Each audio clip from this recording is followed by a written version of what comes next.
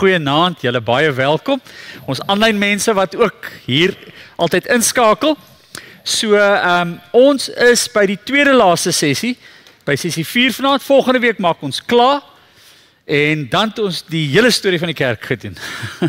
Wat eintlik so kort is, daar is so baie goed. En ek dink wat vir julle vanaand se pakkie is nogal 'n dikkerige pakkie. En die rede is maar net dat julle weer op julle eie. Ek wil dit eintlik vir julle gee dat jy op die gedagte is dat jy op jou eie gaan en 'n bietjie van die goed hier binne gaan lees. Gaan soek 'n bietjie die kerkvaders op. Ek gaan vanaand vir julle goed op internet gee wat ongelooflik is. Jy gaan sê, maar ek het nog nooit gedink dat ek al hierdie goed kan gaan lees sonder om 'n boek te koop nie. Jy hoef dit nie te koop nie. Jy kan al die oudste geskrifte gaan lees wat geskryf is, wat nou net uit die Nuwe Testament uitgeval het. Van 100 tot 200, van 200 tot 300, tot 300 tot 400. Hulle is so op 'n ry. So ek gaan dit alles vir julle wys. So dit is baie lekker. So die gedagte is nie dat jy alles hier hoef in te neem nie, maar gaan sit en gaan as iets jou prikkel, gaan skryf dit en gaan soek dit en gaan kyk op internet en gaan lees daaroor. Dis eintlik die baie lekker ding wat 'n mens so daarmee kan doen. So die pakkie is bietjie dikker, maar ons gaan miskien nog 'n bietjie vinniger klaarmaak vanaand. Kan ek nou net eers vra, is daar iemand wat iets wil sê of wil vra dalk? Het julle soos nou die storie van die kerk gedoen, want vanaand gaan ek julle na 'n plek toe vat wat jy sê, maar nou weet ek nie waar ek is nie, want ek het nog nooit hierdie stories gehoor nie. Ons gaan skielik nou van die Nuwe Testament tot net na die Nuwe Testament, en dan skielik is julle by 'n plek wat sê ek, maar dit het hulle vir my nog nooit geleer nie. Ek het dit nie geweet nie, niemand het dit vir my gesê nie. So dis 'n ontnigterende ervaring partykeer, want 'n mens kom nou by goed uit wat jy nie van geweet het nie. Maar het julle die daggie gelees? Dis 'n baie interessante, ons kan later daarby kom, maar is daar van julle wat bietjie vra het en gewonder het? Ek wil daar het vrae gekom rondom die evangelies. Nou wanneer is die goed dan nou geskryf en is dit deur die apostels geskryf? Maar dit kan mos jy dan nou gesê die apostels is nou dood, maar hulle dra die apostels se name. Ons gaan nou daarby uitkom. So is daar iets wat julle nog wil vra? Okay, julle moet maar net onthou stop maar as ons so aan die gang is dat julle kan stop en bietjie daaroor kan vra. So die storie van die kerk wat ons by vanaand kom. Die eerste 3 sessies was alles wat ons in die Bybel het. So ek kan sê, kom ons gaan na die teks toe en ons lees daaroor. Maar vanaand kom ons nou by 'n plek wat ons nie gewoonlik by kom by hierdie goed nie. En dit is daai oomblik toe die eerste geskrifte nie in die Bybel geskryf is nie. En die daggie wat julle het, wat ek vir julle gegee het, is die eerste geskrif wat so gehang het. Hy het dit nie gemaak nie. Ek wil eintlik, miskien moet ons nou gou daarop praat. Dis 'n baie interessante dokument, né? Sjoe. So dis daai dokument wat jy het, soos hy daar staan, is die eerste dokument, die heel eerste dokument.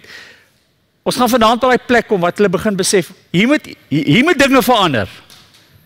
Ons moet nou begin praat oor sekere goed wat belangrik is en hoe gaan ons dit doen? En ons elkeen kan nie net sy eie ding doen nie. En toe begin hulle die leer van die 12 apostels. Ons weet nie wie dit geskryf het nie. Geen idee nie. Daar's baie goed op YouTube daaroor. Hy het ontstaan so van 95 tot 100 na Christus. Party sê hy het bietjie vroeër ontstaan. Maar daar is vir my iets verskriklik interessant oor daai dokument. Ek wonder of julle dit opgetel het. Het julle gelees, as ons die nagmaal gebruik, en ek staan hier voor en ek sê, die brood is die liggaam van ons Here Jesus Christus. Neem, eet, proe en glo dat al jou sondes vergewe is. Daai nagmaal het geen verwysing na Jesus se liggaam of sy bloed nie. Jy het agtergekom. Geen verwysing nie. Hulle het die nagmaal gevier as 'n viering van hulle saamwees. Nou skrik ons en sê, my liewe land, hierdie is sentraal.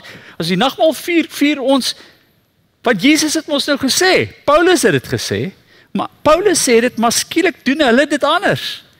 Hulle breek nie, as dit so belangrik was, dan sou hulle gesê het, as jy die brood, as dit so partikulêr is met die water, dan sou hulle gesê het, as jy die brood breek, dan moet jy hierdie woorde sê, nee. Want het is ondenkbaar dat ons die nagmaal vier en ek nie vir julle sê, dit is die liggaam van Christus nie. So, dit wys julle net, die goed is nie so eenvoudig soos wat ons dink of in vaste vorme nie. Om te sê, dis nou die regte manier, daar's nou net een manier en dis die manier nie. Daar's klomp verskillende maniere. En wat julle vanaand gaan sien, is net die ongeloof, en ek wil weer altyd vra, wat beteken hierdie goed vir ons? Wat help het ons lees nou hierdie stories? Wat doen ons met hierdie goed? So die gedagte is weer dat dit wat jy hoor, moet jou help om te dink oor ons eie kerk wees. En die weer eens, die uitdagings wat ons kom by kerke, en die moeilike goed, en hoe ons dit onderskei, en wat wesenlik is en nie wesenlik is nie. Ok, so, by vanaand se storie. So vanaand se storie gaan so 'n bietjie onbekend wees. Ons gaan die stukkie volg, wat dan noem, ons kom nou by kerkgeskiedenis. Skielik was dit Bybel, nou is dit kerkgeskiedenis.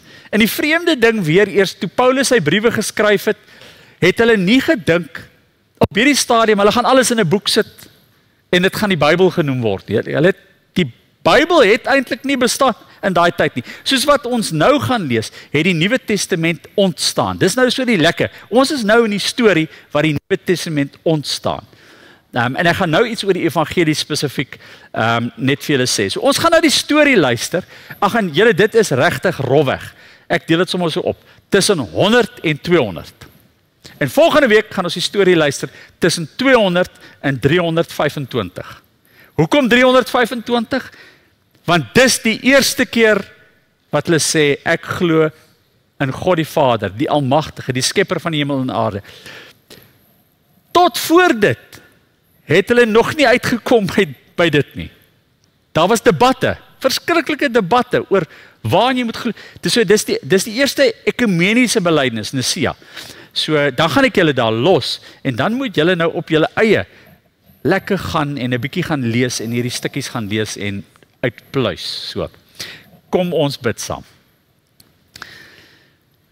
Here, dankie vir hierdie dag wat ons kan vier, ons saam wees hier, en dat U net vir ons so in die koelte van die vroeë aand en van die lig hier so waai by mekaar bring na 'n besige dag, en almal van ons by plekke gewees en dinge gedoen soos wat ons elke dag doen. Dankie Here dat U vir ons vir 'n oomblik tot stilstand bring om perspektief te kry in al hierdie goed wat ons doen. En die dinge wat oor ons pad kom.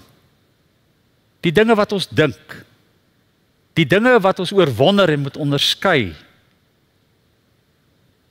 Dankie Here dat U Gees ons lei, leer, vorm, stop, inspireer, en dat dit iets is wat ons verstand te bowe gaan, maar waar ons harte in glo, omdat ons tot hier in die lewe gekom het, juist daardeur. Dankie vir ons mekaar in die oë kan kyk, ons 'n stukkie gemeenskap van gelowiges wat ons hier kan hê, vir die stukkie wat ons kan leer en kan groei, en sommer maar net vir die lekker om ons saamwees te kan vier, en ons hier wees in hierdie tyd, ook van die jaar, saam te vier. Amen. Goed, so, kom ons vat die verhaal net so 'n bietjie terug net. Ek wil tog weer net kom, ek hoop julle het nou lekker gesien, tussen 30 en 70 lyk die kerk so. En van 60, 70 na Christus gebeur daar dit. En daai ding wat groot verander het, lê nou so in Handelinge. Dit lê in die einde van Handelinge en dit lê in die einde van Paulus se briewe. Weereens as Handelinge eindig, dan eindig dit mooi. Dit eindig met Paulus wat in Rome is. En alles is wel. Alles is nie wel nie. Hy het gesterf in Rome, Petrus het gesterf in Rome, Paulus het gesterf in Rome. Dis 'n tragiese einde eintlik, maar weer eens Lukas wat die verhaal geskryf het, sy doel daarmee was iets anderste. Hy wou ons nie angstig maak nie. Markus maak ons so 'n bietjie angstig en bietjie bangerig, maar Lukas wil dit iets anders doen. Maar so ek dink 'n mens se kop moet begin verstaan in ons eie tyd ook hoe die kerk verander en gevorm word deur omstandighede en gebeure, en ek kyk weer wat vanaand gebeur. So ek herinner julle, rondom 60 tot 70 het daar 'n paar goed gebeur. En as jy daai goed kan onthou, dan gaan die Bybel ook vir jou 'n maklik of jy gaan 'n dieper betekenis daarin begin kry, want jy gaan die materiaal begin verstaan of die omstandighede begin verstaan. Weereens, al hierdie stories wat ons so goed ken, het teen 'n konteks afgespeel. En as jy die konteks verstaan, as jy die prentjie verstaan, dan maak die teks skielik vir jou op 'n ander manier sin. So wat toe gebeur het tussen 60 en 70, het die gelowige, almal was redelik vas oortuig, baie vas oortuig. Paulus was baie vas oortuig. Die Here het gesê, hy kom weer, hy kom gou weer, so hy gaan gou kom. Nou weer eens, hoe lyk jou lewe as hy gou kom? As ek vir jou sê, ons het nog 2 maande oor, gaan jy nou net aangaan om te lewe soos jy geleef het, of wat 'n impak sal op jou maak? So die wederkomsverwagting het gelowiges se lewe ingrypend geraak.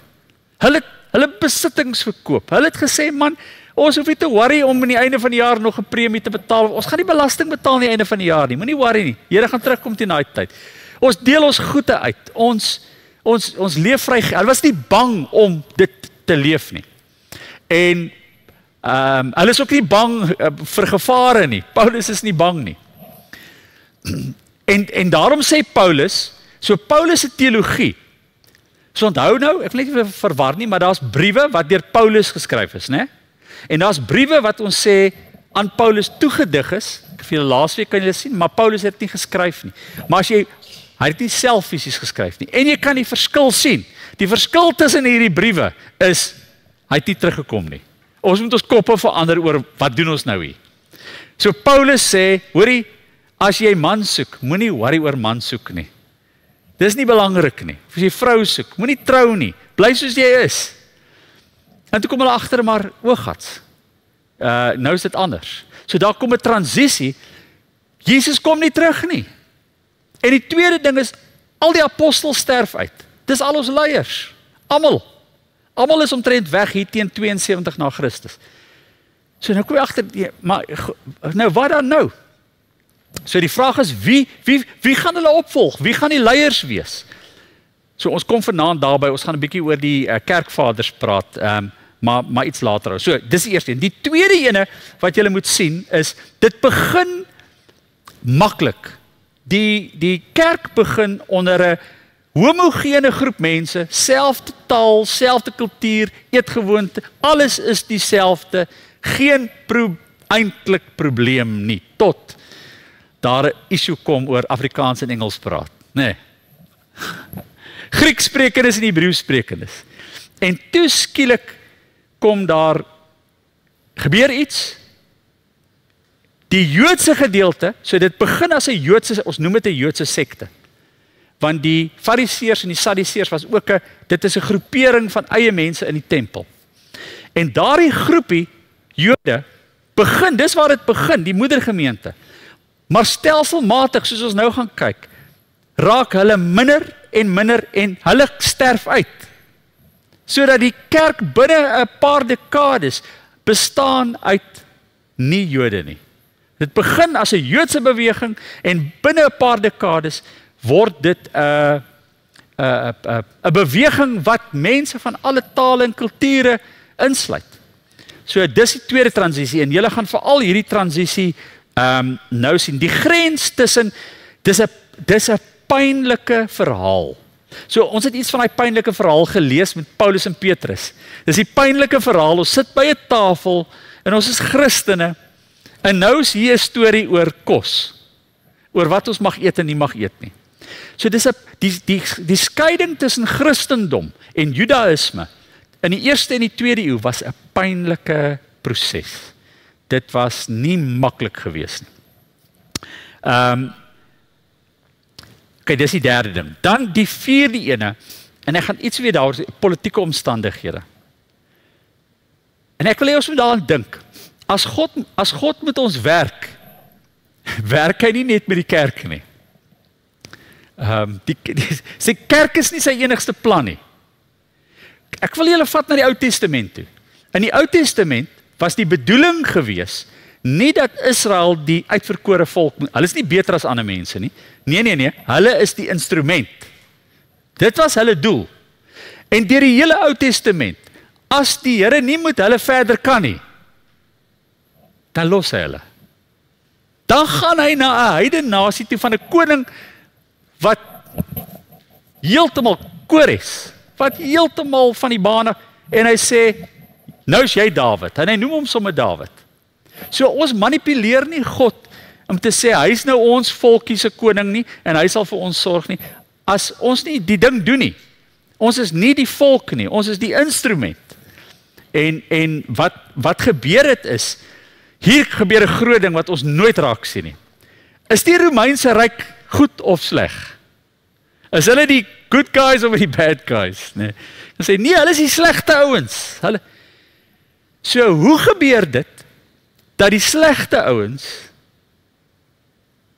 die dryfkrag raak van Christendom? Ek gaan nou vir julle wys. Die Romeinse ryk word die dryfkrag van hoe Christendom versprei. So wat gebeur het? So dis wat ek sê, ons moet partykeer nie onderskat nie. Ons kyk na wêreldgebeure en dis chaos en en ons sê nee, God is nie daar nie, maar op maniere is God besig om goed te doen. Ons moet dit kan onderskei. Nou mense doen interpretasies vandag oor politiek wat partykeer jou hare kan uitrys want hulle sien goed daar wat en hulle katastrofeer goed. So ons moet baie versigtig wees. Maar in die tragedie van die Babiloniese ballingskap. So die Babiloniese ballingskap gebeur, is die fantastiese ding wat met die volk kan gebeur. Fantasties. Die Here vat hulle uit Jerusalem wat daar op die berg sit in die kant van die woestyn, hulle vat hulle na die land van melk en honing van Eden toe en hulle huil. Hulle huil. En hy sê vir hulle, maak julle oë oop. Julle sit in die tuin van Eden, maar julle kan dit nie sien nie, want julle karring nog aan wat julle verloor het. So partykeer is ballingskap die beste ding wat met jou kan gebeur. Polities ook. Wat hier gebeur is, 70 na Christus, die Joodse oorlog. Die Jode, hier is weer dieselfde storie.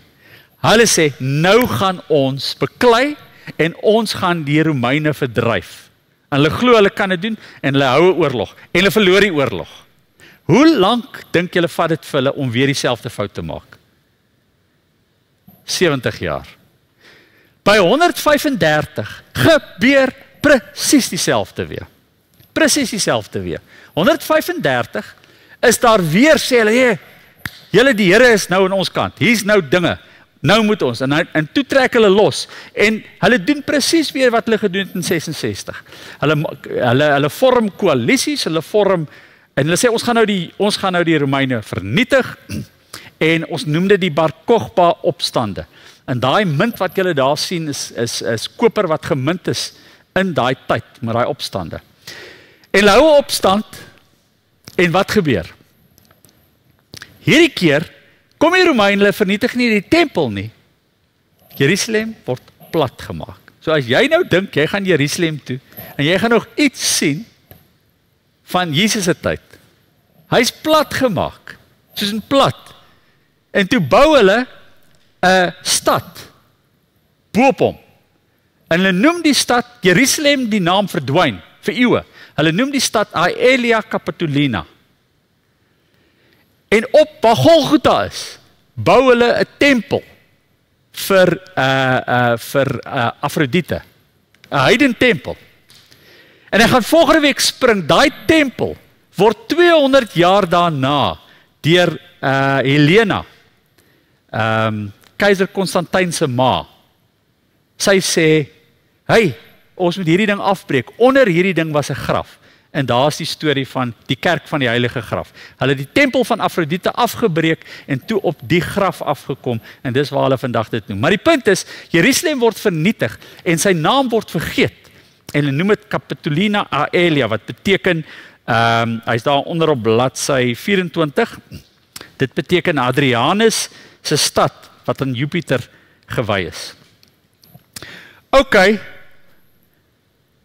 So, onthou julle wat het gebeur? Die eerste groep gelowiges het gevlug met 70, né?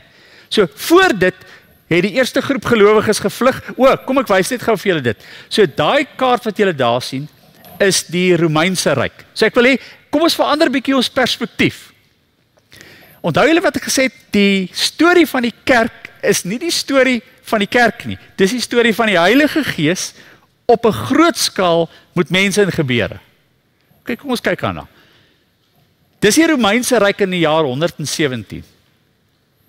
Kan julle sien waar hy versprei, né? Nou gaan ek julle die verspreiding van die Christendom wys. En dan vra ek vir julle, wat is die ooreenkoms? Kyk daar. Kyk daar. Dit is presies dieselfde. OK, kyk na die volgende enetjie. So, julle het nou die storie onthou, né? Jerusalem is vernietig en net voor hy vernietig is, toe vlug die gelowiges saam met Simeon, Jesus se neef, na Pella toe. Sien julle waar is Pella? En in Pella is daar twee groepe. Onthou julle die Nasareëners en die Ebioniete. Ons gaan nou weer by hulle. Die Ebioniete is weer die konservatiewer ouens en sê nee, ons moet teruggaan. Maar die Nasareëners, hulle hou van Paulus, maar die Ebioniete hou nie van Paulus nie. So hulle het hierdie hele storie. So daai entiteit is 'n ander entiteit as Paulus se entiteit. Hulle sukkel nog met hierdie storie. Hulle het afgestig en hulle sukkel met hierdie storie. Maar kyk waar lê daai kerke. Al daai groepe. Hulle het na Pella toe gegaan en van Pella weet ons hulle was in Galilea gewees en van hulle was onder by die Dooie See onder. So as julle teruggaan na hierdie kaart toe, dan lê hulle watter kant toe lê hulle? Heel regs.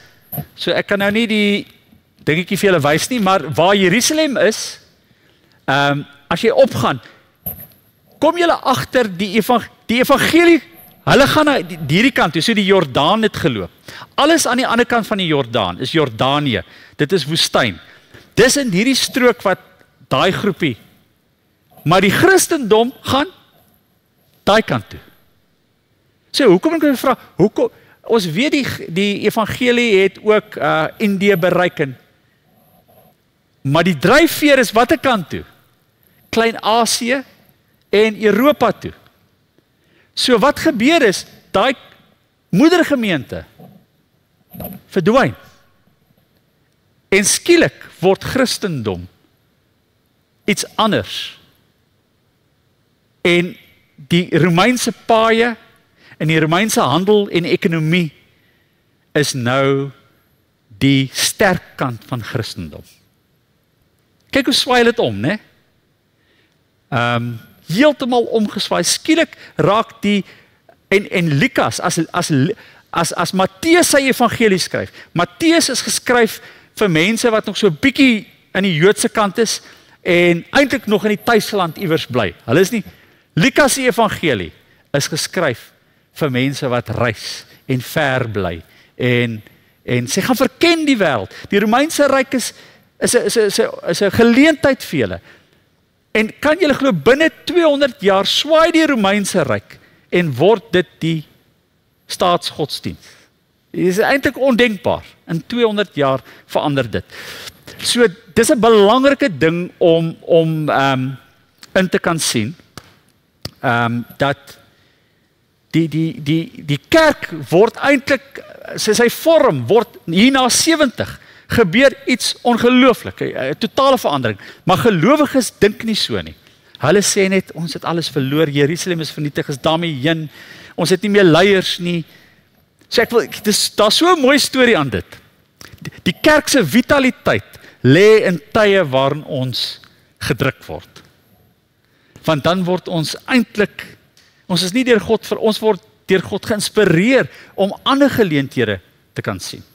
So dis 'n verskriklike mooi storie. So dis waar ons nou, so onthou nou by 70 julle, dis wat ek vir julle gesê het, by 70, ons het nog nie, dan die laaste punt is, 'n belangrike ding, daar is nie 'n Bybel nie, daar is nie 'n dokument wat hulle kan uithaal en sê, hier's nou julle, dis nou wat ons moet doen nie, en dis wat ons almal lees nie, op hierdie stadium het ons briewe van Paulus, wat hy geskryf het, en versprei het, en nie almal het dieselfde briewe nie, party gemeentes het ander briewe, en wat ons het is, in verskillende dele van die Romeinse Ryk, kom hulle toe agter, maar ons is 'n tweede generasie, wie ken die storie van Jesus?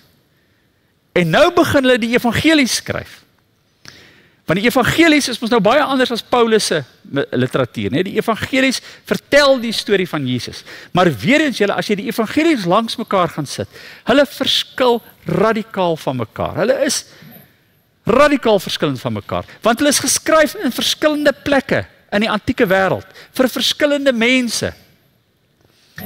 En nou die vraag, en hulle was nie genoem, die evangelie van Matteus, Markus, Lukas en Johannes nie. Hulle het hulle name eers gekry in die jaar 170. Dis anonieme, gaan kyk gou of jy in enig van die evangelies kan, dat iemand hom identifiseer per se, dis anonieme geskrifte op 'n manier, en wat begin gebeur het, is dat die kerkvaders, die vroeë kerkvaders, het begin om name toe te dig aan hulle, en te sê, wel dit is, en ons weet nie hoe daai goed loop nie, maar dit is mondelinge tradisie, so ons weet nie hoekom nie, maar daar spesifieke name, Matteus, Markus, Lukas en Johannes toegeken. So weer eens, Markus se evangelie is die oudste evangelie, en hoe voel hy? Markus se evangelie eindig vroeër in die evangelie, met die teks, hulle het van die graf af weggegaan, en hulle was bang. En in Markus 16 vers 39, dink jy, as jy daar gaan kyk, is daar 'n voetnota in jou Bybel wat sê, die evangelie het hier geëindig. Toe sê iemand, nee, jy kan nie evangelie so eindig nie. Kom ons sit nog net so 'n stukkie by, wat om mooi laat eindig. Markus se gemeenskap het gevlug uit Jerusalem uit. Mense is doodgemaak, dis 'n bang evangelie. Daarom is die helfte van Markus se evangelie is die lydensverhaal. En Markus se evangelie, hulle noem dit die messiaanse geheim. Markus is die enigste evangelie wat, of dis evangelie wat Jesus sê, julle mag nie sê wie ek is nie. Verbied julle om te sê wie ek is. En dit is spesifiek so geskryf, want die vraag is, wie is die Messias? Jy kry nie in Mark so, en Markus se evangelie begin met wondergenesings. Dan sê mense, nee, hy is die wondergeneser, en as die punt van die evangelie, hy is nie. Wie is hy? Hy is die Messias wat lei. So dis Markus. Markus sê, dis die donker evangelie. Matteus se evangelie is die evangelie wat kom uit die, hy is 'n bietjie later geskryf, hy is bietjie in 'n Joodse konteks, ook nog half binne die land. Die evangelie van Lukas is geskryf, soos wat ek julle gesê het, vir wêreldreisigers. Teen daai tyd, teen so 95, 90, is die Grieke en die Romeine nie meer ons vyande nie. Dis geleenthede. Klim op 'n skip en reis en gaan ontdek die wêreld. Die evangelie van Johannes is die laaste evangelie, en teen daai tyd is daar 'n sterk antagonisme tussen Christene en Jode. So as julle gaan kyk in die evangelies, wie het Jesus gekruisig? Die ene evangelie sê die skare, die ander een sê die mense. Johannes se evangelie sê die Jode. So hulle noem hom eintlik so 'n bietjie antisemitis, dis 'n anti-Joodse evangelie, maar teen daai tyd het dit gedoen. So ons is nou by 90 en toe het hy dit gedoen. So dis die verhaal. So in hierdie stukkie wat ons nou gaan lees, het die Bybel tot stand gekom. Wat begin gebeur het, hulle het hierdie geskrifte begin versamel en begin lees, en skielik van 100 af, kry die kerk 'n struktuur wat julle nou gaan herken. Ons gaan dit nou lees, julle gaan dit begin herken. Die interessante ene is, weet julle wat's die oudste? So ons het nie meer een van die oorspronklike evangelies of briewe nie. So julle verstaan dit, né? Ons het dit nie meer nie. Ons het dit glad nie. Ons het net kopieë van kopieë van kopieë. So ons het nie die oorspronklikes nie, maar ons het kopieë. Maar hier's 'n mooi storie. Die oudste fragment wat ons het van die Nuwe Testament is die Rylands Papyrus, hulle noem hom P52. Jy kan lekker op internet ook daaroor gaan lees. Die P is daar's 'n nommertjie en daar's verskillende nommers en jy kan al die fragmente, die oudste fragmente, maar die oudste fragment wat ons het, dateer uit tussen 100 en 150 wat ons nou gaan lees. Daai fragment is geskryf tussen 100 en 150 en dis 'n paar verse uit die evangelie van Johannes uit. So met verloop van tyd het ons versamelings begin kry, maar ons gaan daai storie nou volg. So daar op bladsy 25 het ek net vir julle 'n bietjie 'n opsomming gegee van wat is die verskil tussen die kerk tussen 30 en 100 en van 100 tot 200 min of meer. En op jou eie tyd kan julle daar gaan kyk, die gelowiges, dis presies wat ek gesê het, hulle is nie net meer Jode nie, maar hulle is ook nou anders. Die geskrifte van die Nuwe Testament, daar's nog nie 'n vaste Bybel nie, maar skielik in die 2de eeu daag daar nou 'n klomp boeke op. En iemand sê, wag net gou-gou, kom ons lees hierdie versamelingkie.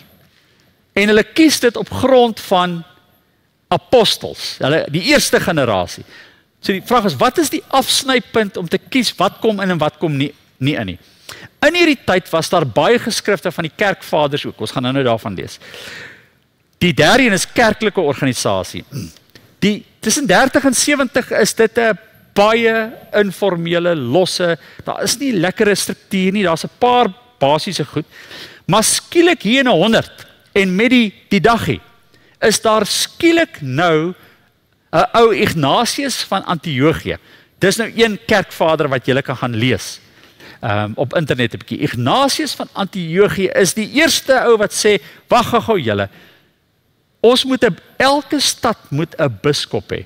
Jy moet 'n biskop hê en daai biskop moet 'n sekere funksie vervul en dan moet jy ouderlinge en diakens hê. So hy begin die storie. En hy begin ook die storie om te sê, nie almal mag nagmaal bedien nie. Die bloed en die brood en die wyn wat ons drink is regtig die bloed van Christus en die liggaam van Christus en iemand moet dit hanteer met wat hoogop is. En ons het 'n biskop nodig. Dan sê ook net die biskop mag die nagmaal bedien. So daar kan julle die verskil sien tussen die twee. Daar bladsy 26. Hier kom die ding. En ek wil vandag daar met julle praat. Skielik is daar 'n swaai oor verskille. Waar die verskille in die eerste eeu gegaan het, die verskille tussen Joods en Christen, nee, of Joods en nie Joods. So julle het dit, né? Skielik swaai hy om in die tweede eeu. Nou is die issue verskillende kerke in dieselfde dorp.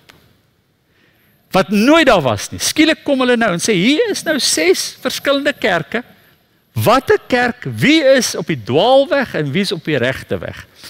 En nou ontstaan hierdie hele ding. En ons gaan vanaand 'n bietjie tyd spandeer en dan gaan julle verskriklike name hoor van mense, van groepe, maar dit gaan weer vir julle help om 'n bietjie daaroor te gaan lees.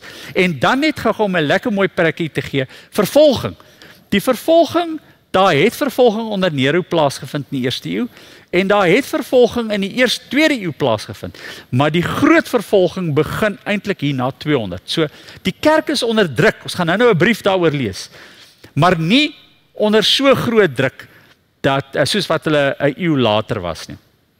Dit het lelik uitgedraai op die einde. So ons is eintlik in 'n tyd waar daar nog 'n bietjie van 'n spontaniteit is. So hoe lyk 'n tipiese tweede eeuse diens? Ek praat nou van tweede eeu na 100.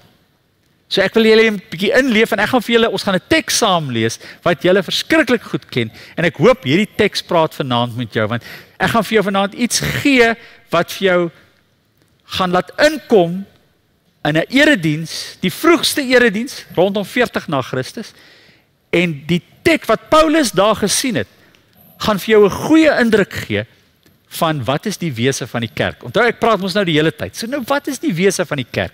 Is dit hoe jy doop? Is dit hoe jy nagmaal gebruik? Is dit wie jou priester is of jou biskop is? Wat is die wese van die kerk? So kom ons kyk net gou na 'n paar goed. So wat weet ons? Wat maak hierdie groepie anders? En hier is 'n ding wat ek eintlik nie besef het nie. Hulle word geken, die groepie word geken dat hulle nie op die Sabbat bymekaar kom nie, maar die dag na die Sabbat. Hulle kom met die aanbreek van die dag, dit staan voor die aanbreek van die dag van Jesus se opstaan kom hulle bymekaar. So dis 'n groepie wat eintlik nog in donker op 'n manier bymekaar gekom het, en dan het hulle iets gedoen, en dan het hulle later die dag, dan het hulle op die Sabbat, op die Sondag het hulle terug gaan werk toe, en dan het hulle later bymekaar gekom. So, maar ons lees die eerste dag van die week, die Sondagoggend het hulle bymekaar gekom. Nou die Jode werk so, as die son ondergaan, dan is die dag verby. Dis nie soos ons as die son opkom nie, né?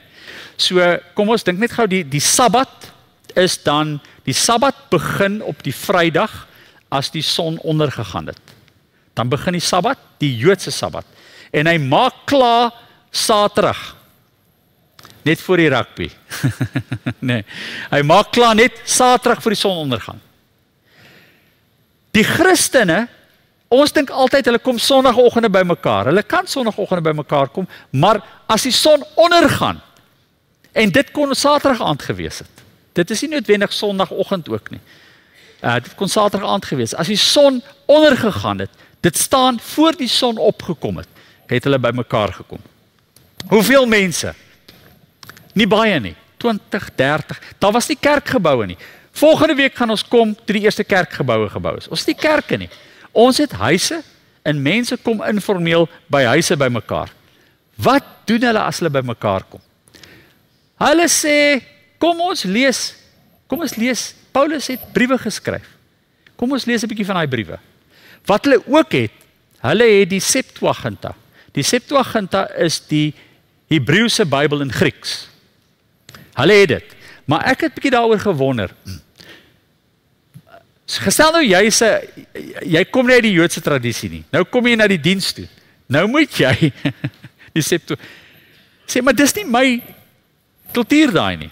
So hulle het miskien daaruit gelees, maar ek dink dit het lank gevat. Nie vir die meeste mense wat uit 'n Griekse afkoms gekom, was hierdie Hebreëse Bybel iets bekend nie. En die Hebreëse Bybel sê inteendeel, ons wil ons nou 'n bietjie wegkom van al die wette en die goed van die. So hulle het hom, maar dan is daar skielik een persoon wat 'n biskop noem, en as dit klaar gelees is, dan wat doen hy? Hy doen 'n kort preekie. Hy sê, kom ons dink oor wat dit beteken. So ek's nou met 'n doeteenvoudige erediens. Hulle het bymekaar gekom, hulle het 'n lied miskien gesing, ons gaan nou by die lied kom. En dan het hulle die teks gelees, en die teks het gegaan oor, en dan vra hy, okay, julle, hoe volg ons vir Christus na in dit? Wat moet ons doen en waarvan moet ons wegbly? Dit is eintlik baie maklik. Jy hoef nie 'n preek te skryf vir dit nie. Ons is vanaand pas eintlik tussen daai, ons pas eintlik waar, tussen die 30 en die 50, 20 en 50, né? So, dis eintlik 'n lekker groepie. Dink ons kom by mekaar, as die kerk nie, en ons sing 'n lied. Onthou julle, ek het julle vorige sessie gevra, hoekom sou mense wou aansluit by die ding? Ek vra, hoekom is julle hier? Wat is dit wat jou hiernatoe bring? Wat sou dit wees? Onthou julle wat ons gelees het van Paulus, is van mense wat diep onder die indruk kom van die genade van die Here. So hulle kom by mekaar, en as hulle by mekaar kom, is dit wat hulle by mekaar bring. Ons is in die moeilikheid, ons sukkel, maar God is by ons. Hy help ons. En ons moet dit probeer verstaan, is hier reg voor ons oë. Dan, ek wil julle moet gou blaai na Filippense toe. Filippense 2 vers 5 tot 11. En hierdie is wonderlik. Julle het baie hierdie teks gelees, maar die teks wat julle lees, moet julle verstaan, Paulus kom by so 'n byeenkomsie van hierdie groepie. En hy stap in, en hulle is besig om 'n lied te sing. En toe skryf hy die inhoud van die lied neer. Okay, waarna luister ons? Ons luister na die diepste geloofsoortuigings van Christene in die jaar 40. Dit is 'n ongelooflike teks. Dis 'n teks wat vir ons presies sê, wat het hulle geglo, wat het hulle gedink, wat was die essensie, En hier het ons dit voor ons. Dis die oudste lied wat ons het in ons Nuwe Testament. En ek gaan hom vir julle lees, en dan wil ek vir julle vra, maak dit eenvoudig. Wat beleef jy in hierdie teks? Hoe praat dit met jou oor hierdie mense? So kom ons lees dit. Filippense 2 vers 6. Vers 5. So hy sê 'n teks en dan lees hy die lied wat hy nou het ons nie die musiek nie julle. Ek wens ons het die musiek gehad. Ons het nie die musiek nie. Ons het nou net die woorde.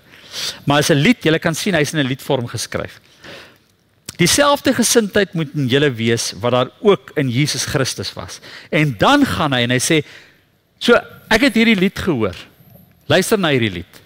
Hy wat in die gestalte van God was, het sy bestaan op God gelyke wyse nie beskou as iets waarna hy moes vasklem nie. Maar hy het homself verneder deur die gestalte van 'n slaaf aan te neem en aan mense gelyk te word. En toe hy as mens verskyn het, het hy homself verder verneder. Hy was gehoorsaam tot in die dood, ja die dood aan die kruis. Daarom het God hom ook tot die hoogste eer verhef en hom die naam gegee wat bo elke naam is, sodat in die naam van Jesus elkeen wat in die hemel en op die aarde en onder die aarde is, die knie sou buig en elke tong sou erken, Jesus Christus is Here tot eer van die Vader. Jesus, hierdie is dis ongelooflik. So wat ons hier het, ons het die getuienis van wat ons sê die rou getuienis van wat die vroegste gelowiges in essensie geglo het, of jy nou Jood of Griek of dis die essensie. En hoe kyk gou 'n bietjie. Hoe spreek dit tot jou? Eintlik dis die een van die mooiste belydenisse wat saamvat wat hier aangaan. God het die wêreld so lief gehad. Hy kom en hy word deel van ons wêreld. En ons aanbid hom nie, want ek wil by daai punt kom nou. En die doel van die kerk is nie om God te aanbid nie. Die Ou Testament sê, toe hy sê, wat moet ek met al hierdie offers maak? Ek verwag eerder barmhartigheid, nê. So, hulle praat hiervan, hy het gekom en hy het neergedaal tot ons en hy het verder neergedaal om te kan dien. En dit verander ons. En hoor jy dat elke tong, skielik, hier's nie grense nie. Hierdie mense glo in 'n God wat net oor grense goed kan doen. So dit is vir my net 'n ongelooflike belydenis. Ek wil as jy ooit weer hierdie teks lees en iemand, jy wil probeer sin maak uit die ingewikkeldheid van jou geloof en die kerk, dan gaan lees jy hierdie teks en dan sê jy, kan jy dit sê? En hoe praat hierdie teks so met jou? So hierdie is 'n regtige skat. So en dan eindig die byeenkoms en dan stap hulle weg en sê, wat was die klem? Die klem was hier, ons moet vir mekaar omgee, ons moet lief wees en ons moet ons goed met mekaar deel en ons moet vir ander mense sorg wat nie is nie. Dis die essensie van die vroeë kerk. Maar my liewe aarde julle, nou is dit anders as wat ons moet wees. Dit is eintlik nie so ingewikkeld nie. Jy moet niemand vir jou sê jy moet nou vanoggend kerk toe kom nie. Jy moet wil kom. Maar jy moet saam met ander mense wees. Jy moet ander in die oë kan kyk. Jy moet tot die indruk kom van God se groot genade vir jou. Jy moet toelaat dat dit iets met jou doen. En dan ons is deel van iets groter. En dan gaan ons huis toe en dan al hierdie groot goed wat met ons gebeur en die mekaar goed, is skielik nie so die mekaar nie. Want ons het iewers krag om hierdie goed te hanteer. So dis 'n verskriklike mooi deel. En dan 'n deel van dit was dan die nagmaal wat hulle gevier het. So ons gaan nou 'n brief lees wat uit 112 kom. Wat nie in die Bybel opgeneem is nie, wat geskryf is aan 'n Romeinse keiser. Waar die ou dit skryf. Hy sê ek is nie Christen nie, maar ek observeer dit van gelowiges. Ek sien dit. So ons gaan nou iets daarvan lees. Okay, so daar kan jy sien, bladsy 26, die eenvoud van wat die kerk was. So ons is daar op bladsy 27. So ek wil oor twee goed vanaand net praat. Die een is, ek dink die ding wat ek julle wil uitbring is, dat 'n mens net 'n ander perspektief kry vir die wêreld waarin hulle leef en sê, joh, as ons praat oor die Heilige Gees, ons praat oor God, en ons leef in hierdie wêreld, dan is God nie net by die kerk met ons hier nie. God het iets te doen met hierdie groter wêreld waarin ons ook leef, wat ons moet onderskei. So, ek wil die twee groot uitdagings van die vroeë kerk in die eerste eeu was twee goed. Die een was die Romeinse Ryk. Dit was ekstern gewees. Dit was die transisie om ons voete te vind. Jesus kom nie terug nie. Ons leiers is weg. Ons kry in die plek daarvan kerkvaders, maar ons moet 'n radikale nuwe transisie maak. Ons moet ons heroriënteer. Ons moet begin verstaan ons gaan hier leef. Dis nie net ons wat gedoop word nie. Nou word die kinders gebore en hulle word nou binne in 'n Christelike huis gebore. Dis nou 'n nuwe ding. Dis nou 'n nuwe verskynsel. Nou moet ons hulle groot maak en nou begin ons die kinders te doop. En sê, wel, dis nou hulle toegang, dis hulle verbond, dis hulle verbintenis tot dit. So, jy kry groot klomp transisies wat in daai tyd plaasvind, maar die een het te doen met die Romeinse Ryk. En ek wil graag vir julle 'n brief lees. Daar staan in die notas, bladsy 27, wat Plinius se brief aan keiser Trajanus. Dis in 112 geskryf. Vervolging was nog nie so die Romeine is amper soos die Jode. Die Jode het gesê, julle kan julle ding doen, maar moet net nie moeilikheid maak nie.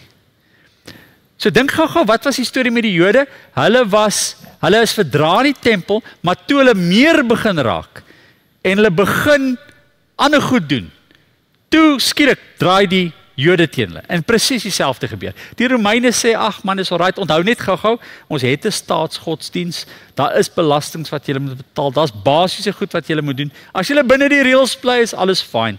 En skielik raak hulle al hoe meer. En hulle doen ander goed. En nou raak dit 'n probleem. En hierdie brief is 'n kosbare brief, want hy vertel ons iets daarvan. So ek lees, dis 'n brief wat Plinius skryf aan keiser Trajanus. Hy sê, dit is vir my onseker hoe ek Christene moet hanteer. So Trajanus, ja, was die keiser. Ek het nog nooit ooit 'n ondersoek na hulle bygewoon nie, en ek weet nie watter straf hulle misdade verdien nie, of selfs watter soort misdaad die naam Christen behels nie. Sommige mense word meermaals van Christendom beskuldig, en ek het hulle 3 keer gevra of hulle Christen is. As hulle volhard om dit te erken, het ek hulle laat regstel, want ek het geglo dat hardnekkigheid en onbuigsaamheid voldoende rede vir straf is. Daar is ook ander wat gesê het hulle was Christene, maar nie meer nie. Hulle het op my versoek die gode aanbid, vir die afbeelding wierook en wyn geoffer en Christus vervloek. Geen ware Christen, het ek gehoor, sal ooit Christus vervloek nie. Ek het ook ondersoek ingestel na wat presies hulle praktyk is. En nou hier kom dit, hier is dit interessant. Hulle het erken dat hulle gewoonlik op 'n vasgestelde dag voor sonop by mekaar kom. So hulle kom by mekaar iewers tussen sonsondergang op Saterdag en sonsopkoms op Sondagoggend. 'n lied sing asof 'n lied sing tot Christus asof tot 'n God, né? 'n lied sing. Nou Filippense het ons daai lied. En dan mekaar beloof om nie misdade te pleeg nie. Geen diefstal, geen bedrog, geen egbreek nie. Daarna het hulle weer uitmekaar gegaan en later saamgekom om 'n gewone maaltyd te gebruik. Ek kon niks onwettig van hierdie gebruike bevind nie, behalwe dat hulle 'n bygelowige oordrewe houding het. Tog het ek hierdie beweging gewild geword in ons stede en die platteland onder mans en vroue, oud en jong. En dan sê hy net ja, en hulle val nie lekker meer in by ons goed nie, en dit is vir my kommerwekkend. Wat moet ek doen? Die brief dateer uit 112 uit, né? Dit gee vir jou 'n mooi prentjie van wat ons daar het. So ekstern is die groot uitdaging. Ons is in hierdie nuwe bedeling. En onthou nou, en julle moet nou mooi kyk of ons vergelykings kan tref. Dis nie 'n bedeling wat godsdienstonderrig het nie. Dis nie 'n bedeling wat hou by die wette of die reëls of norme. So, Christendom floreer nie in 'n nasionaal godsdienstige regering nie. Hulle reageer in die onwaarskynlikste plekke. Hulle floreer in die mees uitdagende omstandighede. Want daai uitdagende omstandighede bring diepte in hulle. So hierdie is 'n interessante ding. As ons sê ja, ons kan nie in hierdie omstandighede leef nie. Ons kan nie in die omstandighede leef. Ons kan floreer in die omstandighede. Hierdie omstandighede is eintlik uitstekende omstandighede. Ballingskap omstandighede is uitstekende omstandighede. Die tweede uitdaging, en daarmee gaan ons eindig vanaand, is is 'n ding wat gebeur. Intern is daar 'n bietjie chaos. Skielik in die 1ste eeu begin daar nou dispute ontwikkel wat vir 200 jaar duur, tot met die, en dit het nie opgehou met dit nie, vir 200 jaar, eintlik amper vir 300 jaar, tot hulle ooreenkom en 'n belydenis opstel, is daar 'n dispuut. En dit was die groot issue. Vandag is wat, julle kan ook kyk, vandag is die groot issues wat in die kerk? Daai tyd was dit, wie is Jesus? En hulle het hulle Christene genoem, maar daar was radikale verskille oor wie Jesus is. En as julle omblaai, kan julle daar, dis die hoofgroepe, kan julle daar sien. En die groep wat ek onderstreep het, op bladsy 28, is die groep wat eintlik die grootste gros geraak het. Die ander groepe was miskien kleiner groepe of wat 'n invloed gehad het, maar al die ander groepe het op 'n manier nie uitgesterf nie. Maar hulle het op 'n manier verdwyn en deur die eeue altyd weer na vore gekom. So as ek hulle vir julle lees, dan sal julle elemente daarvan herken ook en sê, joh, ons is nog half tussen hierdie verskille. So die eerste een was die Joods-Christelike groepe. Ons het van hulle gepraat, die Nasareners, die Ebioniete. Dis daai mense wat uit die moedergemeente gekom het en by hulle Joodse gebruike gehou het en binne hulle was hulle verdeel. Van hulle het gesê, man, ons hou van Paulus en ons hou van sy goed en as daar nie Jode by is nie, ag man, ons is nie so streng oor eet nie, ons is fine. Die Ebioniete sê net no go. Nee. En hulle sê hierdie Jesus was net 'n gewone profeet gewees.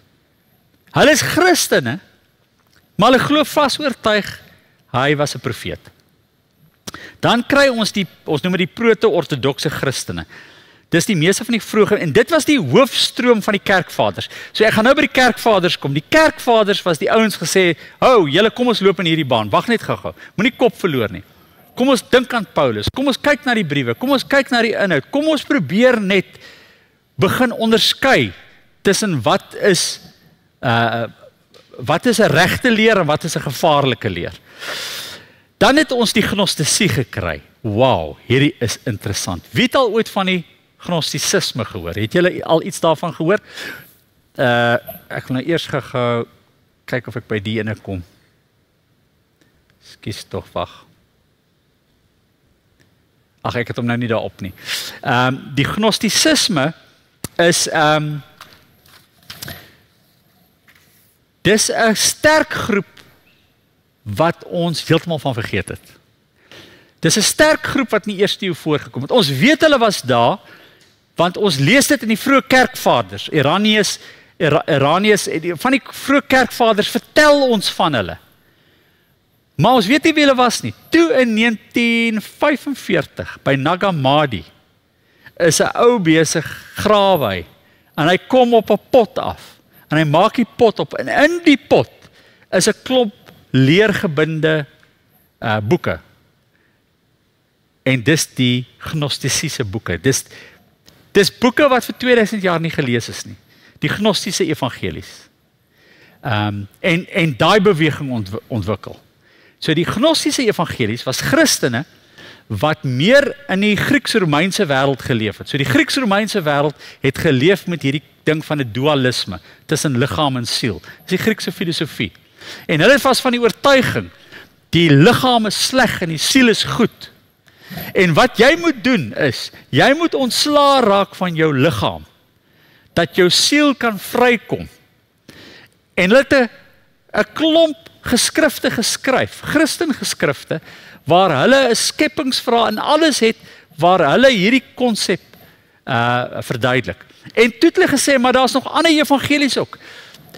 Jesus sê hulle het geheime kennis gefluister aan van sy apostels, nie vir almal nie. Daai is 'n lekker een, as jy vir iemand sê, is geheim, né? Dan is dit mos nou die waarheid, dis geheim. Hy het net aan sekeres gefluister. En as jy daai kennis kry, dan is jy daai notch. Dan kan jy van die, so dink gou, raak van die, alles is, die hele wêreld is sondig. Alles is sondig, maar jou gees is rein. En jy moet wegkom hiervan af. En hierdie geheime kennis stel jou in staat om, so dink julle daai dienste was vol gewees. Gepak. Daar's verskriklik baie boeke. Hier's 'n boek, Elaine Pagels het 'n boek geskryf oor die Gnostiese evangelies. Julle kan al daai goed gaan lees. Ek gaan nou vir julle wys waar julle dit kan gaan lees. Van dit is weird. Van dit is so half, wag net gou, dit is baie interessant. Kyk, as iemand ons nou sê, maar hierdie kom uit die eerste eeu uit, julle, dit kan ons nou die waarheid wees. Hulle het ons mislei in die Bybel. Ons het 'n min boeke, ons moet hierdie boeke ook bybring, so daar's daai storie. Tot die kerkvaders gesê het, hey nee, wag, hierdie goed is nog net bly nonsens. Die kerkvaders het lekker onderskei en gesê, wag, julle moet versigtig wees vir hierdie goed. Want wat lei so godsdienst na toe? So hulle het geglo, God is nie, so die geestelike laat jou eintlik wegkom van die aardse af, en dit het verskriklike implikasies. Weet julle wat gebeur in so 'n samelewing? Liefde verdwyn. Mense, en dis eintlik, Paulus het van hierdie goed gesê, al het jy die kennis om berge te versit, maar jy het nie liefde nie, dan is jy niks. En al het jy die ervarings om engele te kan sien en tale te kan praat, maar jy het nie liefde nie, is jy niks. Dis 'n verwysing na van hierdie groepe wat ekstra goed gaan soek het in ander goed. En tot die indruk gekom het, hulle is op 'n ander vlak. Hulle is hoër, hulle het 'n hoër openbaring ontvang. Maar interessant, hulle is almal Christene. So ons is nou vandag baie, ons is baie, nee maar, weet, kyk vir daai mense, ons is dan nou nie so nie, nou.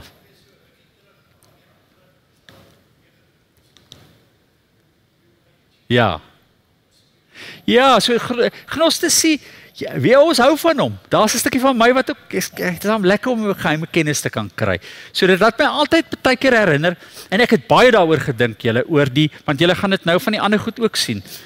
En ek wil dit sê, dis verkeerd nie, maar jou geloof moet waarde hê. So as jy nou jou hele kerk ontwerp, net tot jou eie kennis van God, wat 'n sin het jy, wat 'n nut het jou lewe? As dit net jou siel, is net vir jou siel. En dis wat Paulus probeer sê. Al het jy die kennis, al het jy die geloof, al kan jy berge versit, maar jy het nie liefde nie, dan is jy niks nie. So dis eintlik op 'n manier, dis vir mense aanloklik om op 'n berg te gaan sit en min te eet. Maar ek sê nie dis verkeerd nie, julle, dit is 'n geestelike reis. Maar op die einde moet jy iewers net van die berg afkom. Toe Jesus hulle opgevat het na die bergpredikasie toe, het hy gesê, kom ons gaan weer af. Jy beteken niks bo op 'n berg nie, maar jy beteken net vir jouself iets. Jy kan nie vir jouself iets beteken nie. Jy kan net vir ander mense iets beteken. En nou iewers beland ons in 'n plek met godsdiens, wat ons soveel betekenis vir onsself kry, dat ons eintlik betekenis verloor. En ja, maar okay, miskien gaan ons deur fases. Ja, Thomas, hy is een van hulle. Nou dis baie moeilik. Dis nie asof hulle nou 'n naam gehad het, ons is die Gnostiese kerk nie. Dit was 'n beweging gewees, wat daar was en wat verdwyn het, maar verskillende forme aangeneem het op verskillende plekke. So julle kan gaan kyk, weer eens, hier is so 'n boekie wat julle gaan kyk, maar op die internet staan baie, en ek wil gou dit vir julle wys. So, ek het hom daar in julle notas, onder bladsy 28. Okay, kom ons gaan net gou deur en dan wil ek vir julle sê waar julle dit kan gaan lees. Dan was daar die Marcioniete gewees. Marcion was 'n ryk invloedryke persoon. Hy het in Rome aangekom en hy het geld gehad en hy het betaal vir sy eie kerk. En hy het tot die insig gekom, die Ou Testament is nonsens. En die God van die Ou Testament, vergeet van die God van die Ou Testament. Ons het die Nuwe Testament God nodig. En hy het net Lukas en sekere boeke gehad. So hy het sy navolgers gehad en gesê, dit maak vir ons perfek sin. Ons hou van jou. Ons is nou Marcioniete. En dan het jy die Monatiste gekry, Montanus. 'n Profetiese charismatiese beweging het nuwe openbarings en 'n baie streng moraliteit beklemtoon. Weereens het dit mense aangetrek. As jy goed sien en jy het 'n baie streng moraliteit rondom dit, dan klink dit lekker en daar gaan ons klein groepie. So op 'n tyd in Rome is Paulus se kerke, die Marcioniete, die Monatiste, hulle almal is daar. Hulle is almal om. Dan kry jy die Docetiste, verskeie groepe. Hulle het geglo al hierdie goed gaan oor Jesus. Is Jesus 'n mens? Is hy God? Is hy altwee? Is hy iets anders? Daai debat is gevoer vir 200 jaar het hulle beklei oor wie is Jesus. En so die mooi storie volgende week, toe Helena die tempel van Afrodite afbreek en skielik, so daar was nooit pelgrims na Jerusalem toe, nooit nie. Hy het ook nie as Jerusalem bekend gestaan nie. Hy het daar Aelia Capitolina. Niemand het Jerusalem toe gegaan om Jesus se lyding en opstanding te herdenk nie. Dit was nie lekker stad nie. Toe gaan sy en sy breek hy tempel af en hulle sê hier is die graf van Christus. En skielik raai wat gebeur. Mense klik. Oh, hy was mens, hy het gelei, hy het gesterf en toe begin die pelgrims, né? Baie interessant. Okay, en dan kry jy die adoptioniste. Dis eintlik baie lekker. Jy kan enigiets alles aanneem. Jy adopt net iets. Okay, daar het ons dit. So toe kom die kerk, skielik is al hierdie groepe. En toe kry ons 'n beweging. Ons noem hulle die kerkvaders. En hulle was vroeë Christelike, hulle is die vroeë Christelike teoloë en die leiers wat die leer en die geloof en die praktyke van die vroeë Christelike kerk help vorm en verdedig. So wat hulle doen is, hulle was die disippels se disippels. So daar's 'n storie oor Ignatius van Antiochië. Help net gou, ek het nie my foon nou nie. Wat 'n tyd, waar trek ons dit? Ek het nou 15:15. Okay. Ignatius van Antiochië was 'n kerkvader. So het julle dit nou, die kerkvaders is gebore hier van 80 af.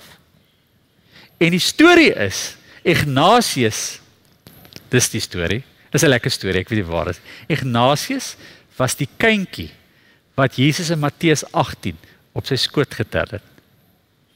Sê hulle. Daai storie oor die kindjie.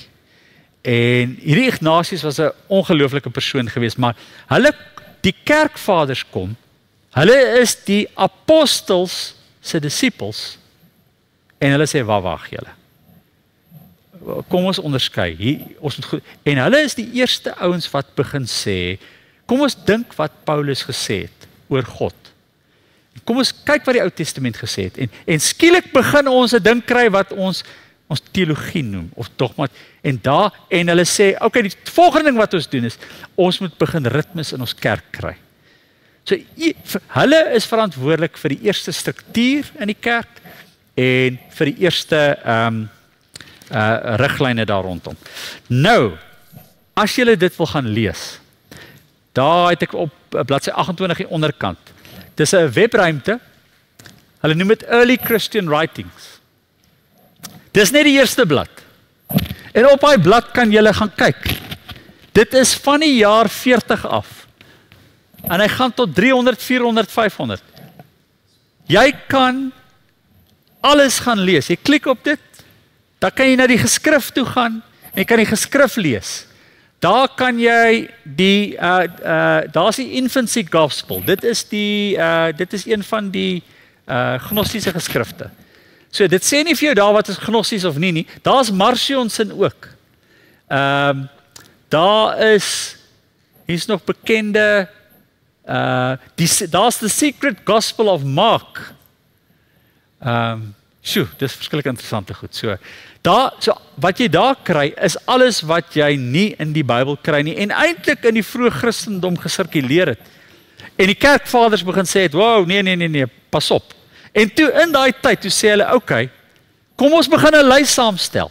En die kerkvaders begin lyste saamstel van die mees betroubare dokumente. En dis waar ons Bybel begin vorm kry in die tweede eeu. 'n Seleksie. Ons het nie alles nie, maar ons het die essensie van 'n klomp goed. So wat op die bladsy, ek wil net so apostoliese vaders, bladsy 29, kom ons kyk net gou na van hulle. So ons het 'n paar van hulle gekry. In die eerste eeu het ons 'n paar gekry, en daar kan julle hulle name sien. En as julle wil, weer eens gaan kyk 'n bietjie, gaan lees op internet oor hulle. Dan in die tweede eeu, so wat het hulle gedoen? Hulle die kerk uitgebou en die kerk verdedig. Dan in die tweede eeu kry ons die apologete. Hulle is ook kerkvaders, en wat doen hulle? Hulle verdedig die geloof teenoor die Romeinse staatsgodsdienst van die tyd, en tussen alle dwaallere. Dan kry jy die dogmatiese of die teologiese vaders, en ons gaan eindig met hulle, en dit is ouens soos Origens en Athanasius, en daar begin ons die eerste, julle gaan nou skrik, maar daar begin ons die eerste wortels kry van die drie-eenheid. Dit sê, want julle weet die drie-eenheid staan nie in die Bybel, dit staan Vader, Seun en Heilige Gees, maar die denke rondom God wat drie-enig is, ontwikkel in hierdie tyd. Want sê, wie is Jesus, en wie is die Heilige Gees, en wie is God? En hoe werk dit? So, uit daai ding uit, kom ek glo in die Vader, die Seun en die Heilige Gees. En dan ons belydenisse, wat doen die Vader, wat doen die Seun, wat doen die Heilige Gees? So ons kerkvaders het 2000 jaar terug gegaan, en uit die geskrifte wat hulle gehad het, hierdie goed begin formuleer. En dan kan jy die Latynse en die Griekse vaders en later kerkvaders, tot in die jaar 800 is daar kerkvaders gewees. So het julle al ooit oor die kerkvaders gelees en gehoor? So as jy gaan reis in Europa, sal julle hierdie kerkvaders is in van die kerke baie, hulle is net so onderkant Petrus en Paulus, so ons ken hulle nie eintlik nie, maar die Europeërs is baie bekend met die kerkvaders. Goed julle, ek wil eindig. So, waar bring dit julle oor? Wat dink julle oor die kerk? As ek nou vir jou moet vra, as ek die stories tot hiertoe vertel het, wat is die goed? Dink gou vir 'n oomblik.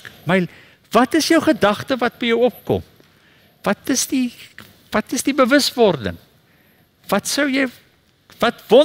dink jy? Kan julle gou, is daar iets wat julle wil sê? Wat is die indruk wat julle kry? Want weer eens, die prentjie is die prentjie bietjie anders as wat jy oor die kerk gedink het. Ek is vir my baie anders. As die kerk, ek het gedink die kerk is baie perfek. Gedink maar hierdie kerk waarvan ons nou tot hier toe gelees het, is maar dis 'n interessante storie. So, wat het julle getref? Ek het so 'n paar goed neergeskryf. So, goed, kom ons begin met hom. Die kerk is die kerk van die Heilige Gees. Dit behoort nie aan 'n dominee nie. Die kerk was nog nooit mense nie.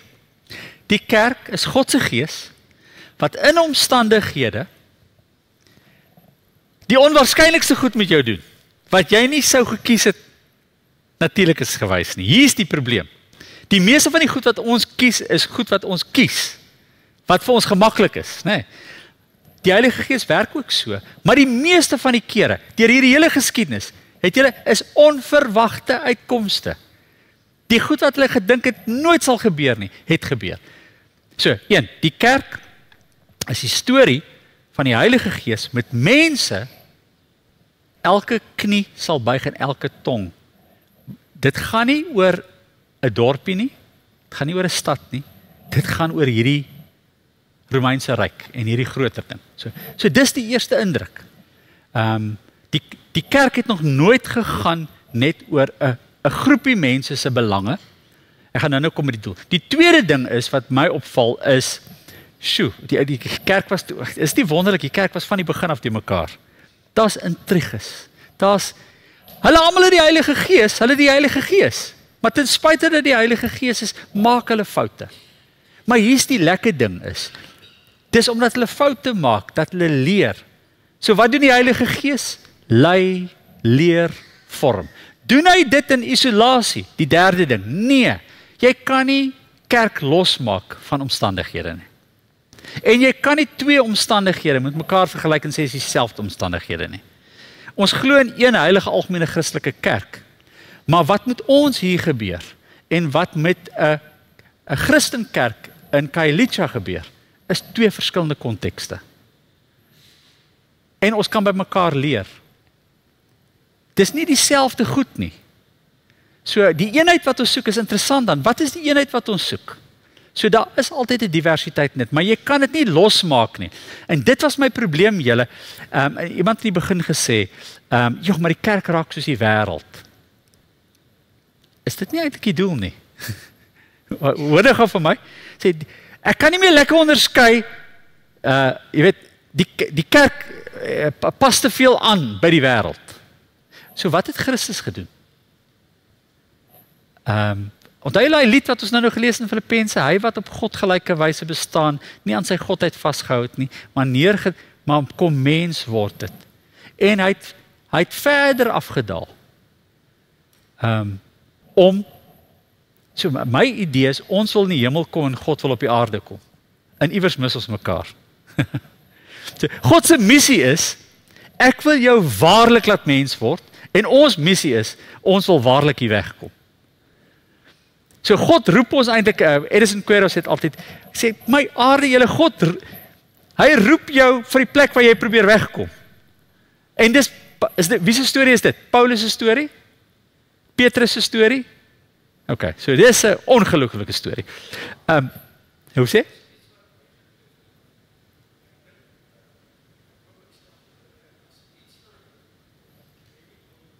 Ja.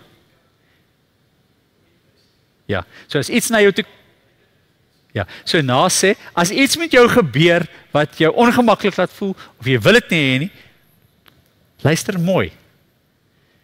Ons sê, nee, dit kan nie, maar, en ek wil by die ding van onderskeiding kom. En hoe onderskei ons? Ek gaan nou afsluit met 'n teks.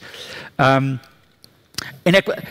so weer eens, en ek dink dis waar ons dit verloor. Die kwessie was nooit dat ons die kerk moet red nie. Die kerk moet bly voortbestaan nie. As ons die kerk wil probeer laat voortbestaan, dan speel ons die verkeerde spel. Want die doel is nie om die kerk te laat voortbestaan nie. Die kerk sal voortbestaan. Die doel is, die kerk is die middel tot 'n groter doel. Dan mis ons die doel. En dis presies wat ons in die Ou Testament kry. Dis presies wat gebeur met die Heilige. As ons by 'n plek kom en skielik draai hy en hy kom na 'n onverhoede ander kant toe. En dan skielik gaan dit oor baie meer as net hulle eie belange. En ek dink weer eens die punt is dis nie ingewikkeld nie. Dis eintlik baie maklik. Ek wil eindig met 'n teks wat ons saam lees.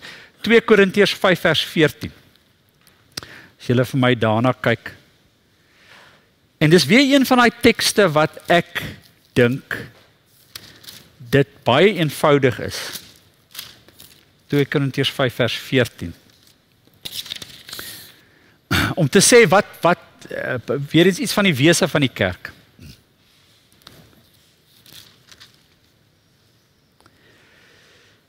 So 2 Korintiërs 5 vers 14. Nou ek wil naas het gesê, ek het altyd gedink, hy het gesê, dit bring jou by plekke wat jy nie sou gekies het nie, en dan, die teks sê, die liefde van Christus, staan dit ook in julle Bybel, dwing jou. Dring of dwing? Myne sê dwing, maar dit dring ook, maar die dwing is vir my, so ek laat my nie dwing nie. Julle hoor wat ek sê. So jy kies die opsie waar die water die maklikste vloei. So dis juist weer net daar interessant. Die liefde van Christus dwing my. Omdat ons tot die insig gekom het dat een vir almal gesterwe het. En dit beteken dat almal gesterwe het. En hy het vir almal gesterwe sodat die wat lewe nie meer vir hulle self moet lewe nie, maar vir hom wat vir hulle gesterf het en uit die dood opgewek is. Skielik verander dit die storie van die kerk na 100. Sê dit gaan oor hom, maar dit gaan nie net oor ons nie. Die liefde van Christus dwing my. En die dwing beteken nie vir my iets nie. Dit beteken net iets vir iemand anders. En so beteken iemand anders iets vir my. En dan sê hy, ons beoordeel dus van nou af niemand meer volgens menslike maatstawwe nie. Al het ons Christus vroeër volgens menslike maatstawwe beoordeel, nou beoordeel ons hom nie meer so nie. Iemand wat aan Christus behoort, is 'n nuwe mens. Dit beteken nie, nuwe mens beteken nie, jy is 'n perfekte mens nie. Nuwe mens beteken, jy is 'n mens wat gevorm kan word, wat geleer kan word, wat altyd kan bely, wat vergifnis kan ontvang, wat kan groei. Dis 'n nuwe mens. Die ou is verby, die nuwe het gekom. Dit alles is die werk van God. Hy het ons deur Christus met homself versoen, hoor nou hier, en aan ons die bediening van versoening toevertrou. So, hy het afgekom en hy het mens geword, dat ek my werklike menswees kan vind. Nie vir my sê, maar dat ek dit kan, hy die versoening aan ons toevertrou. Die boodskap van versoening bestaan daarin, dat God deur Christus die wêreld met homself versoen het, en die mense nie hulle oortredings toegereken het nie. As jy so plain, so eenvoudig dit wil hoor, is dit die wese van die evangelie. Dis die wese. Die boodskap van versoening het hy aan ons toevertrou. Ons tree dus as gesande namens Christus op, en ek smeek julle, en dan gaan hy aan, ek smeek julle, aanvaar die versoening. Sjoe, dis net 'n ander manier van kerk wees, né? So ek sê altyd, waar's die regte kerk? Waar hy is. Jy gaan soek nie 'n regte kerk nie. 'n regte, jy hoor wat ek daarmee sê. 'n kerk is waar God jou tussen mense uitbring. Dis nie die mense wat jy gaan kies nie. En jy gaan nie van hulle hou nie. Dit noem ons vriende. Maar skielik gaan jy agterkom. O gats, dit verander my. Dit daag my uit. Die stukkie van die liggaam wat die kleinste is die belangrikste. Is net 'n ongelooflike storie van die kerk. So ek los julle met daai gedagte, en dan gaan ons volgende week die laaste deeltjie kom by Nisea. Kom ons sluit hierdie oor, dan bid ons saam. Here, dankie vir u liefde wat ons dring en dwing. En wat die vermoë het om ons perspektiewe, hoe reg dit ook al mag wees, te kan verander om selfs iets dieper te kan vind. Iets eenvoudiger, van meer waarde. Dankie Here dat ons gevorm kan word deur die Gees hier, deur die goed wat nou voor ons oë is. Ons besef Here, ons soek U, maar U het ons reeds gevind. Dankie Here dat U vir ons hierdeur nuwe perspektiewe kom oopmaak. Amen.